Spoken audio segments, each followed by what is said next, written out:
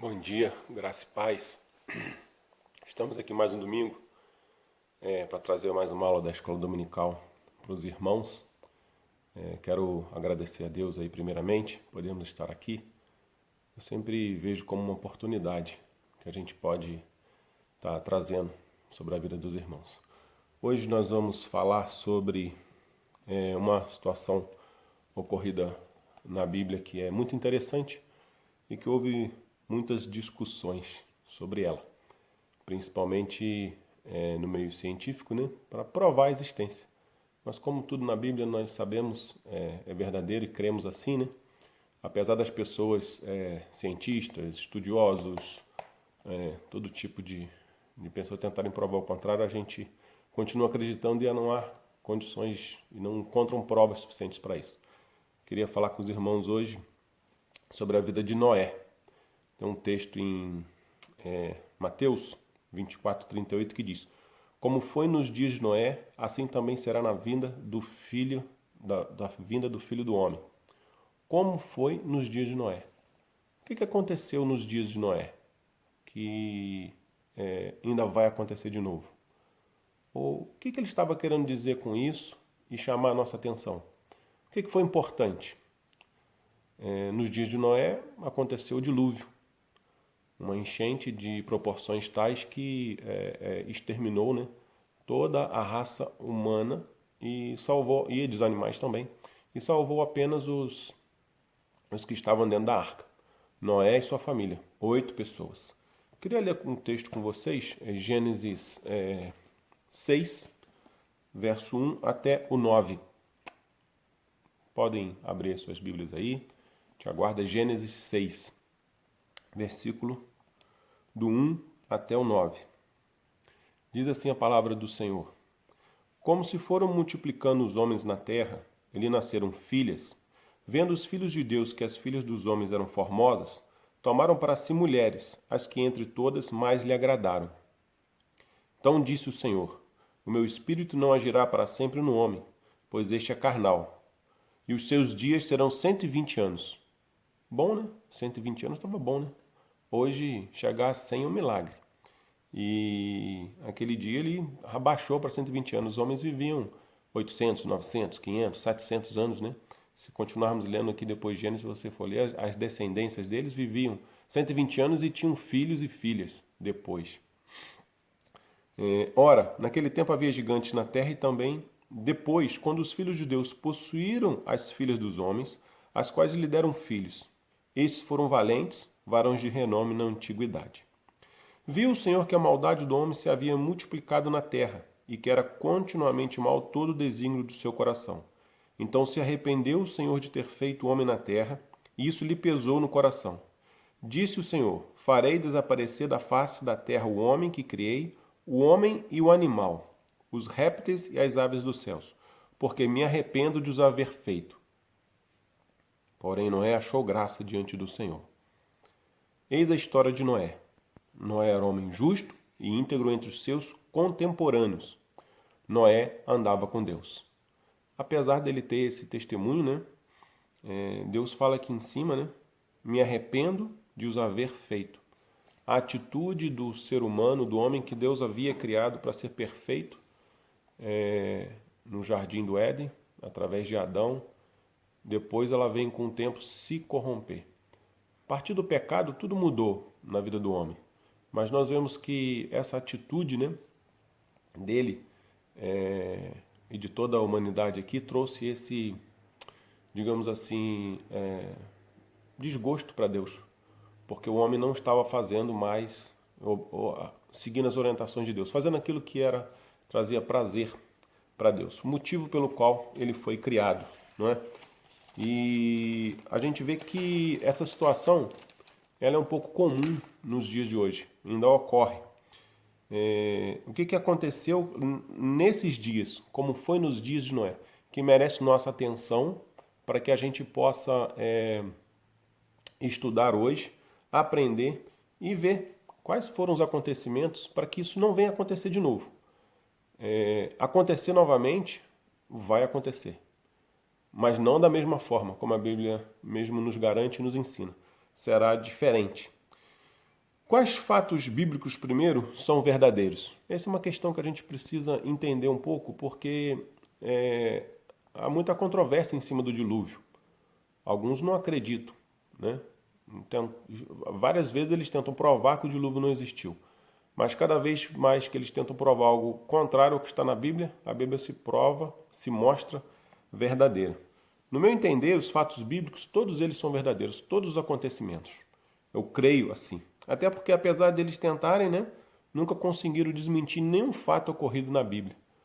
Acontece o contrário. A história descobre alguma coisa e às vezes consulta o que tem de escrito a respeito disso, através dos conhecimentos dos povos, das nações antigas, o que eles deixaram já falado a respeito de tal situação. Aí vão e consultam a Bíblia para que eles possam ter noção do que aconteceu e entender um pouco da história. E aí isso acaba se provando como verdadeiro. Quanto mais se estuda, né, mais e procura-se mais provas contas, os cientistas estudiosos, né, eles encontram, no caso, com evidência a favor dos fatos revelados na Bíblia.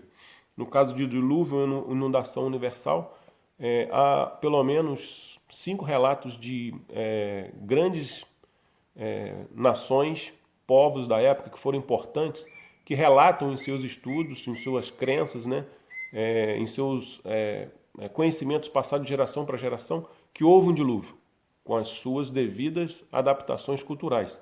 Entre os índios tem uma história a respeito de um grande dilúvio. Aí nos índios no Brasil, há um relato disso. E há nos 5 continentes esse relato de um dilúvio universal que acabou com a vida na Terra. E sobraram apenas alguns homens. Então, a essência da história, ela existe no mundo inteiro, qualquer parte do planeta, que relata um dilúvio ocorrido, né, e que é transmitido sempre de geração em geração. Então, o dilúvio aqui faz parte de um dos juízos de Deus sobre a humanidade. E ocorreram vários: a expulsão de Adão, a destruição de Sodoma e Gomorra, as pragas do Egito, em que Deus entrou na história e mudou a situação da humanidade por conta de uma vontade dele. Ele queria que a humanidade seguisse um parâmetro, um caminho, ele então faz essa mudança. A destruição da Torre de Babel, que é logo aqui depois no finalzinho da história de Noé, quando ele sai da arca, né? A Torre de Babel é destruída. Um evento em que Deus espalha toda aquela nação que estava se aglomerando ali, porque os homens estavam se ajuntando e tendo pensamentos de grandeza, como se fossem Deus. Deus ali então acaba com aquela situação ali, espalha todos eles, confunde as suas línguas para que eles não mais tivessem um só coração, uma só intenção, que era chegar até os céus. A ideia ali do que o texto dá é que eles queriam se comparar a Deus em grandeza, e Deus não permitiu isso. Então, o que foram os juízos de Deus na Bíblia? Se esse dilúvio foi um juízo de Deus, o que foram? Julgamento do homem em determinadas situações e momentos históricos que eles estavam passando. E nós vemos Deus conduzindo todos os caminhos através disso. Deus estabeleceu algumas regras. Ele tem leis, ele tem mandamentos, ele tem orientações para a vida do homem. A Bíblia, ela relata isso. Nós contamos aqui na semana passada sobre a vida de Abraão e pediu algumas coisas que Abraão fizesse, e Abraão foi crescendo na sua fé.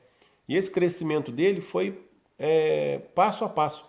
Ele foi desenvolvendo essa salvação. E do desenvolver essa salvação, ele também errou algumas vezes. Logo no início ali, Gênesis 12, quando ele sai da sua terra, que Deus envia ele para Canaã, há muita fome na terra e ele tem que ir para o Egito procurar alimento. Não deixa muito claro, não dá para entender muito bem se ele não tinha tanta comida na terra que ele não obedeceu a Deus ou não buscou a Deus uma orientação para talvez ficar ali. A gente tem essas ideias, as conjecturas, pensamos se poderia ser diferente, mas a Bíblia relata o que aconteceu. Então vamos pelo relato. Ele saiu dali e foi para o Egito por causa da fome. E lá, chegando lá, ele teve que mentir que Sarai era sua irmã, senão os homens poderiam matar.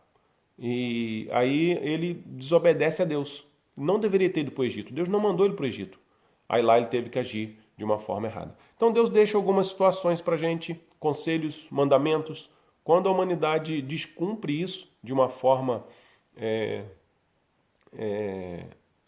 assim mais geral, de uma forma grandiosa, não seria bem a palavra, mas que ele pudesse afetar a sociedade em geral, Deus intervém na humanidade. E outras vezes ele interveio como um juízo sobre a humanidade. Nós temos Deuteronômio 28, que é um texto bem interessante, que fala sobre as bênçãos decorrentes da obediência do homem.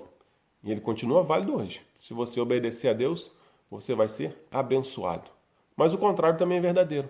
Você vai receber as maldições vindas da parte de Deus, se você desobedecer a Ele. E aí a gente fala assim, Deus é mau e Ele faz isso com o ser humano? Não, Ele deixa o homem à sua própria sorte. Que o homem entregue a si mesmo. Ele vai acabar se destruindo.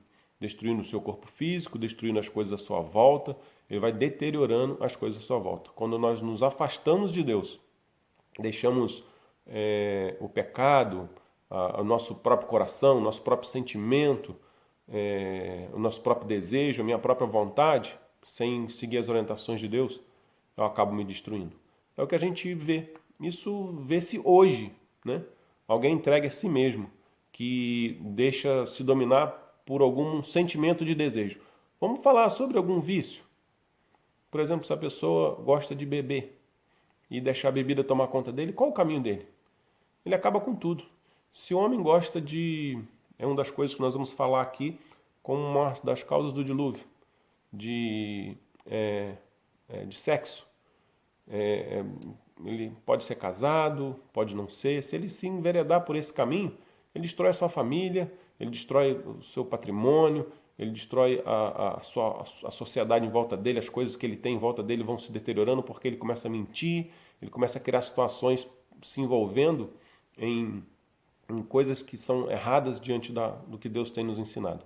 E isso é a destruição do homem. Deus não precisa nem agir como ele apenas deixando o homem entregue a si mesmo. Como ele disse, o homem se destrói sozinho. Então, essas bênçãos e maldições são decorrentes do juízo de Deus. O dilúvio foi um juízo de Deus sobre a humanidade. Por quê? Que situação, através do dilúvio, Deus estava rejeitando? Justamente o pecado do homem, né? E aqui eles relatam algumas coisas. A santidade de Deus não pode conviver com a maldade humana, né? Deus é santo e Ele espera que a gente haja minimamente em algumas situações, pelo menos buscando a santidade, nos esforçando por isso. Não chegaremos a ser santos aqui nessa terra, mas deve ser um alvo da nossa vida. E quando Deus intervém nessas situações, é porque Ele tem todo o poder. Ele é o Criador de todas as coisas, né? Pois nele foram criadas todas as coisas por Ele e para Ele. Colossenses 1,13. João também diz isso, né? João 1 diz que tudo foi criado por meio dele, para Ele e por Ele. Quando Ele criou, o Verbo estava com Deus, o Verbo era Deus. Ele, lá em João 1, capítulo 1, ele fala isso. Então Deus criou tudo para Ele. Se a gente desobedece isso, se nós criamos situações que são diferentes disso, ou nos esquecemos disso, não agimos conforme a sua vontade, Ele nos deixa entregue a si mesmo, nós vamos nos destruir. E nessa época aqui de Noé não foi diferente. Qual foi então a causa? A situação espiritual da humanidade de pecado, de afastamento de Deus, declínio moral do povo da época. Vamos ver aqui na Bíblia, Gênesis 1, já acabamos de ler, o verso 5. Viu o Senhor que a maldade do homem se havia multiplicado na terra e que era continuamente mal todo o desígnio do seu coração. Então se arrependeu o Senhor de ter feito o homem na terra e isso lhe pesou no coração. Olha, diz que pesa o coração de Deus. Por quê? O desígnio do homem era mal. O que o homem fazia naquela época de errado? Havia uma corrupção generalizada. E corrupção é o homem que se vende por alguma situação de prazer para a sua vida. financeira, né? Nós conhecemos muito bem nessa situação do Brasil aí, de corrupção nos políticos. Nós conhecemos bem essa situação de se vender por dinheiro. Uma vantagem aqui, uma vantagem ali, a pessoa se vende. Corrupção do gênero de prazer de algum vício, de alguma situação que ele quer. O homem se corrompe com isso. É difícil ele se manter um vício que não corrompe o homem, que não destrói o homem. E o Senhor viu que a maldade do homem se havia multiplicado. Essa maldade já existia, né? Mas ela estava se multiplicando, ela estava aumentando de uma forma que estava afetando muito as pessoas à sua volta. E isso incomodou Deus. Como nós vimos, você sabe do exemplo de Sodoma e Gomorra, que foi a mesma coisa. Deus foi lá destruir a cidade porque chegou o clamor dos filhos, das pessoas que sofriam, né? Dos filhos daquelas pessoas daquela cidade que sofriam. E Deus foi lá verificar se era daquela forma mesmo. E ele, tendo enviado os seus anjos lá, constatando isso, ele destrói Sodoma e Gomorra. Segundo, uma preocupação desordenada com a sexualidade e a satisfação física, que é a corrupção. Gênesis 6, versículo 2. O que ele fala aqui? Vendo os filhos de Deus que as filhas dos homens eram formados, tomaram para si mulheres, as que entre todas mais lhe agradaram. Uma conotação sexual de prazer físico. Os homens daquela época viam e tomavam para si. Isso ocorre até nos dias de hoje. A prostituição, né? A partir de uma corrupção que envolve pagamento, envolve prazeres, envolve todas as situações que estão erradas. E Deus, tendo visto isso, ele, então, foi uma das causas do dilúvio de trazer esse juízo sobre o povo. A outra situação era muita violência. Houve os seguintes sentimentos e ações de Deus em relação ao estado de coisas de então. Primeiro, a tristeza, lá no versículo 6 que nós acabamos de ler, quando pesou o coração de Deus. Quando pesou o coração dele, ele entendeu que não podia mais continuar com essa situação que estava acontecendo. Essa corrupção estava chegando, estava incomodando o coração de Deus. Ele então traz esse juízo sobre a vida do homem. Isso nos dias de hoje, ela acontece do mesmo jeito? Tem muitas pessoas hoje que estão afastadas de Deus, que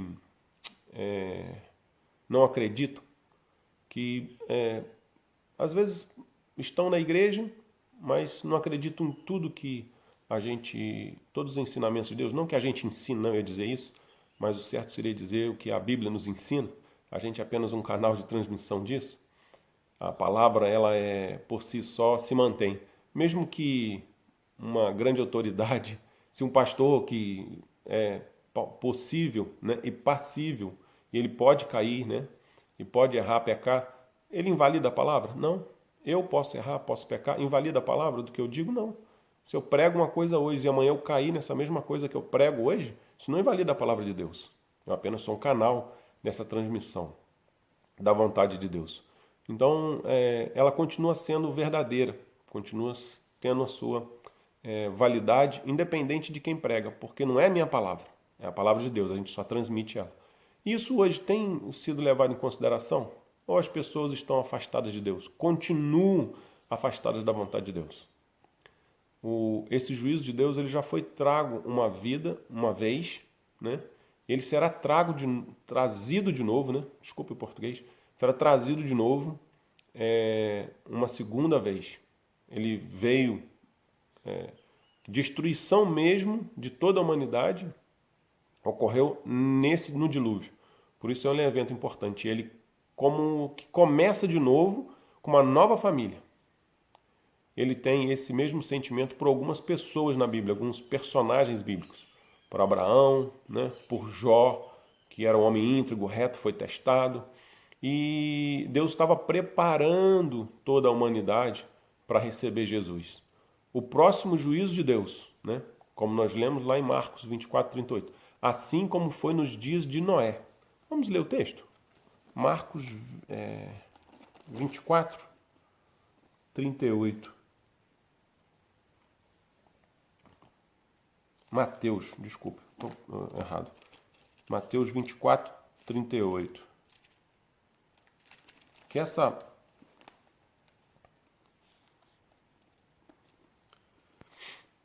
palavra é importante, porque ela vai se repetir esse juízo de novo de Deus sobre a humanidade. Esse texto fala sobre a parábola da figueira. Eu vou começar a ler do 32 para os irmãos poderem entender um contexto. Mateus 24, versículo 32. Aprendei, pois, a parábola da figueira. Quando já os seus ramos se renovam e as folhas brotam, sabeis que estáis próximo ao verão. Assim também vós, quando virdes todas essas coisas, sabeis que está próximo às portas. Em verdade vos digo que não passará esta geração sem que tudo isso aconteça. Passará o céu e a terra, porém as minhas palavras não passarão. Eu falei há pouco, sobre essa situação da palavra de Deus, ela ser mais importante do que quem prega. Nós somos apenas instrumentos nas mãos de Deus. Então ela independe. Ela existe, vai continuar existindo. E ela não passará. Passará céus e terra, mas as palavras de Deus manterão. Mas a respeito daquele dia e hora, ninguém sabe do julgamento. Nem os anjos dos céus, nem o Filho, senão o Pai. Pois assim como foi nos dias de Noé, também será a vinda do Filho do Homem. Quando ele fala como foi nos dias de Noé, assim será a vida do Filho do Homem, ele está fazendo um paralelo de que aconteceu uma vez com Noé, ele exterminou toda a sociedade por conta da maldade que havia se estabelecido e alguns se salvaram. O evento mostra isso, o juízo de Deus mostra isso. Então o juízo de Deus ele permanece para aqueles que estão se mantendo firmes e obedientes à palavra de Deus e aos seus ensinamentos, ao que Deus espera de cada um. Não como igreja, não como denominação, mas como ser humano. Nós estamos vivendo uma situação que a gente não pode estar em comunhão constante na igreja. Isso não deve fazer diferença na nossa vida. É quase que um teste. Um pastor antigo da nossa igreja falava assim, a igreja poderia ser testada. Uma perseguição à igreja, onde você não pudesse mais estar junto, testaria realmente quem é crente e quem não é. Esse teste seria você ter que continuar servindo a Deus, sem ter o apoio, o auxílio de ninguém, sem ter o apoio, o auxílio da igreja, de oficiais, de um local para você se reunir. E esse momento está assim meio que parecido, Não é uma perseguição à igreja, mas nós estamos impedidos de ir para o templo, de ter essa comunhão, de ter orientação, de estar junto, de poder ser visitado, ser acompanhado, de momentos e às vezes de situações que você precisa de alguém e não pode ter. Nesse momento serão realmente provados quem são os verdadeiros crentes. No arrebatamento, quando a igreja for levada, há um momento de que as pessoas ficarão alguns. E esses serão testados. Ou receberão a marca da besta, ou morrerão.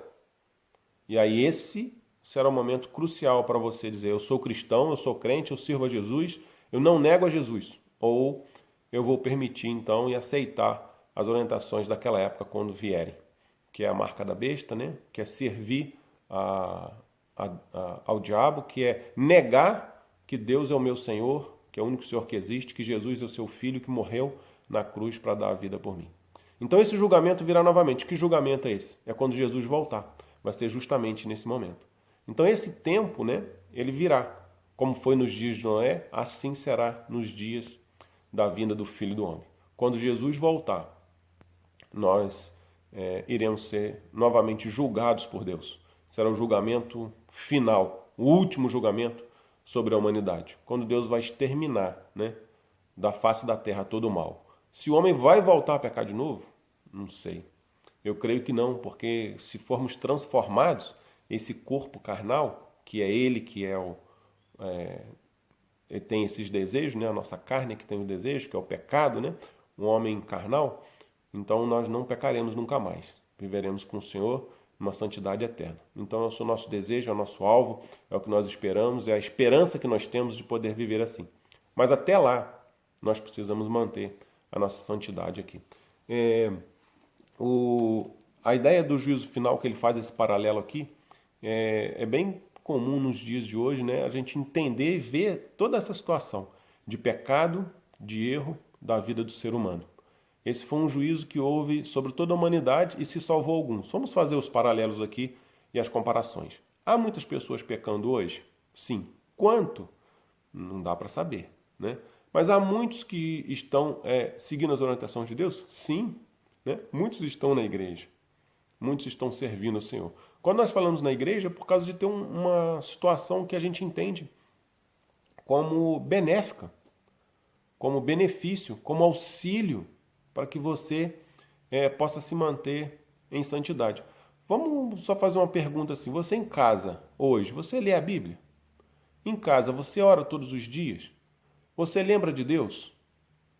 O quanto que está você afastado? Quando essa situação toda terminar, você vai voltar e vai se permanecer fiel? Ou você acha que em casa você consegue servir bem a Deus?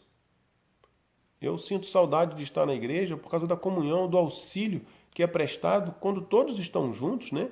E a gente pode desfrutar disso. Isso sou eu pessoalmente. Existem pessoas já na igreja, né? Bem poucas, eu diria, que dizem assim, não, eu não preciso da igreja. Eu também não preciso da igreja. Eu preciso de Jesus. Mas a comunhão, o apoio, o auxílio das pessoas, o ensinamento que é passado, das coisas que eu recebo através da igreja, da organização que existe de apoio, né? De estrutura que existe para te apoiar, para te ajudar, para te orientar, é inegável que a igreja, né, é importante. Não digo a denominação, a igreja. E a gente se pauta, nossa única regra de fé é a palavra de Deus. Então é nesse momento que a gente percebe essas situações de juízo de Deus que vão vir sobre aqueles que vão se manter fiel. E nesse momento agora é um teste, uma prova para as nossas vidas. Porque alguns podem agora achar assim, não, eu servi tão bem a Deus em casa que eu não preciso mais da igreja, ou da comunhão, ou de estar juntos. Amém. Se você é desses e consegue, que Deus possa estar abençoando realmente a sua vida. Mas eu acho isso muito difícil. Eu particularmente. Para mim é difícil. Eu prefiro estar na comunhão dos irmãos, na comunhão dos santos, recebendo apoio, orientação. Às vezes, muitas reuniões, às vezes a gente tem várias reuniões durante a semana, às vezes fica pesado, tem momentos que a gente está cansado, tem momentos que a gente está desanimado, né? Isso acontece comigo também. Mas estar afastado de Deus, né? Que é o ponto importante que a gente precisa lembrar aqui. O juízo de Deus veio sobre eles porque eles se deixaram levar pelos seus sentimentos, pela corrupção do gênero humano, pela corrupção ligada a atitudes deles de maldade, né? De prejudicar um outro, de brigas, problemas, situações que não se resolviam, não havia perdão nenhum. O único lugar onde nós encontramos perdão, reparação dos erros, né? É através da Bíblia, através de Jesus Cristo que a gente aprendeu isso. E aqui esse juízo de Deus veio sobre a humanidade por causa disso. E ele virá de novo. Só que dessa vez nós temos uma válvula de escape, uma certeza, uma garantia de que nós podemos manter a nossa vida, né, a salvo. É aquele que aceitou Jesus, o pecador, que continua pecador, que aceitou Jesus e que crê de que ele morreu na cruz para te salvar. Se você acredita nisso, então nós temos a garantia da vida eterna, estabelecida pela palavra, não por mim nem por nenhum outro pastor, estabelecido pela palavra essa garantia. E esse momento vai chegar um dia. Nós não sabemos, mas será como nos dias de Noé. Apesar de que Noé, quando estava construindo a arca, demorou algum tempo, né? Não foi rapidinho, não. Sem material nenhum, ele ter construído aquela arca, aquilo foi, só em si, aquilo já foi um milagre daquilo ter flutuado e ter mantido, né? Deus fez dando todo conhecimento para Noé. Deus ensinou ele de uma maneira que aquilo funcionou perfeitamente. Mas naquela época não existia. Nunca visto um barco. daquele tamanho, daquela estrutura e que flutuava. E quando eles começaram a fazer aquilo, com certeza, né? Eles caçoavam de Noé, e Noé estava falando, pregou, falou, ninguém deu ouvidos. Ninguém quis acreditar nele. Hoje é a mesma coisa, a gente crê e a gente prega o que nós cremos para algumas pessoas e do mesmo modo elas não acreditam. Ah não, isso aí tem tempo. Não vai dar tempo. Não, isso aí vai acontecer. Aí começou a chover, a chover. Não, tá chovendo sim. Não, tá bom, mas vai passar, vai parar. Não, isso aqui eu posso ir para um lugar mais alto, eu tenho um lugar de um refúgio, um lugar seguro. Eu vou me esconder aqui, eu vou usar refúgio. Eu vou ficar vou ficar agarrado aqui num tronco. Provavelmente flutuou alguma coisa naquela época, a pessoa se prendeu aquilo e aquilo manteve ela salva. O dilúvio durou quase um ano. E Deus deu todas as instruções para Noé. Até de culto ele deu instruções. E ali havia alimento para que eles pudessem permanecer. Ele e sua família são salvos por todo esse tempo. E todos os animais também. Porque o animal não ficou um ano sem comer. E a pessoa acha que fora de Deus haverá algum meio de salvação. A pessoa pode ter ouvido falar de toda a pregação que nós falamos. Saber que vai haver o período de tribulação. E a Bíblia diz um tempo, mas pode não ser literal. Como na Bíblia muitas coisas não são. 7 anos, né? Depois mais 7. Ela fala em 1000 anos. 1000 anos é algo impossível para nós conseguirmos viver. Nós não vivemos isso, nós não temos isso hoje. 7 anos sim. E aí a pessoa fica assim, não, eu vou esperar, eu vou esperar, eu vou esperar. Quando Jesus voltar e levar a sua igreja, não vai haver mais tempo. O relato lá é que estarão 2 caminhando, um será tomado. Estarão 2 descansando, um será tomado. Isso não vai haver tempo hábil. O tempo é agora, enquanto se prega, enquanto se tem oportunidade. Antes que venha Jesus no arrebatamento, ou que você descanse com o Senhor, ou sem o Senhor, que você venha a morrer, no caso, né? Se você tem Jesus, nós dizemos descansou com o Senhor. Se você não tem Jesus, morreu. E a gente também não sabe quem aceitou Jesus ou não. A gente pode estar não fazendo julgamentos a respeito da atitude de cada um. Mas nós esperamos que você possa atender ao convite de Jesus, né? Aceitar Ele como Senhor e Salvador da sua vida. Porque foi Ele quem criou todas as coisas. Para Ele, por Ele, foram criadas todas as coisas. E Ele então é o Senhor de todas as coisas e espera que nós, como seres humanos, criaturas criadas por Ele, estejamos ao seu dispor servindo a Ele sempre. Amém? Que esse juízo de Noé possa nos lembrar de quem nós somos e de quem é Deus e do que Ele pode fazer. Lembrar também que esse juízo um dia virá através de Jesus, quando Ele voltar para buscar o seu povo. E que a gente possa estar nesse barco, né? Que vai salvar as nossas vidas, que é Jesus Cristo. Deus possa abençoar o seu domingo, o seu dia e distribua sempre graça sobre toda a sua vida.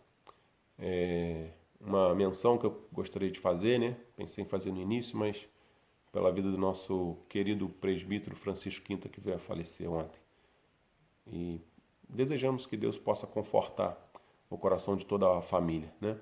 Sabemos da sua integridade e honradez, do seu testemunho de fé, da coisa mais importante.